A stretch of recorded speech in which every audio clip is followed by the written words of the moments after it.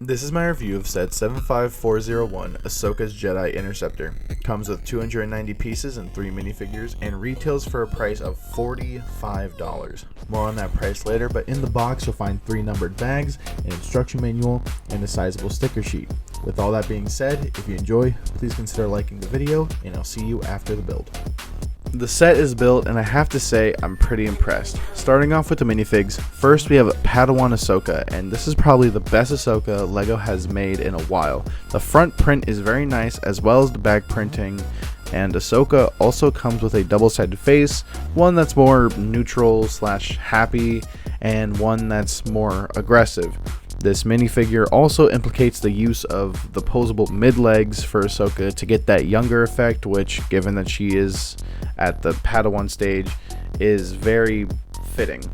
The only critique I have, if you want to call it that, is on the top of Ahsoka's Leku, she has her Jedi beads, which is nice, but at least for me, looks a bit weird. Maybe if it went down the back of her Leku, it would look good. Overall, though, this Ahsoka is really good. Next, we have R7A7, and this again looks like a great minifig. You can clearly tell this is a better version of the last one. However, I do wish that R7 did get some form of back printing. I feel like it would elevate this figure, seeing how this is a $45 set. Nonetheless, it is still a great looking astromech and one that I am excited to put in my collection. Last but certainly not least, we have Anakin Skywalker. LEGO, in my opinion, has always done Anakin well, and this is no exception. This Anakin is based off the Clone Wars, and he also looks really good. He, like Ahsoka, has nice printing on both the front and the back. He also comes with a double-sided face, one that's more neutral and one that's more aggressive. Overall, this is a top-tier Anakin. I think the minifigs look really good. Again, only critiques I have are Ahsoka's print for the Jedi beads and the lack of back printing for R7.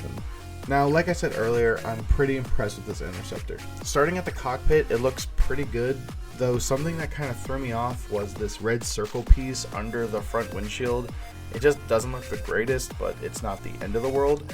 Now, inside the cockpit, you'll find your sticker control panel and some studs to seat Ahsoka, and when the cockpit is closed, she looks really good in there. Behind, you'll find the engines, which look good, and you'll also find your spring-loaded shooters. Now, something about the cockpit design is that you can't hold it from the top. It will just open, and you might lose your grip and drop it. I believe you're meant to hold it from the bottom, which is fine, just something you should know when buying this Interceptor. Now to the wings, starting with the left. The overall design is very nice and also very sturdy. It doesn't feel like any of the small pieces are going to just fall off. This is also where the S-foils are located on either side, and when opened up, it looks very good, and this is probably how I will display it. Moving up the wing, you'll find 2 small light cannons that are integrated very nicely as to not ruin the sleek angles of the Interceptor. And above that, you'll find the spot to put R7 in, and he looks good sitting in there and pretty sturdy when he is in there, so no worries of him falling out. Behind him, you also find your main cannons. The design hasn't changed, and I don't think they need to. And now on the right is the exact same design, just no hole for R7, and also, like the left wing, looks very good. Overall, this set is pretty good. However, $45 seems like a pretty unreasonable price. For example, Jedi Bob Starfighter came out with 305 pieces with 3 minifigs and retailed for $40. So now, a few months later, we have a new Starfighter with less pieces and the same number of minifigs that goes for more than Jedi Bob Starfighter.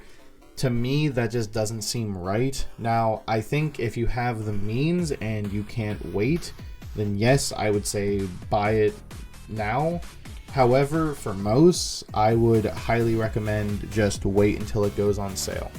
With that being said, this has been my quick review of Ahsoka's Jedi Interceptor. If you guys enjoyed, please be sure to leave a like and consider subscribing. And until next time, I'll see you studs later.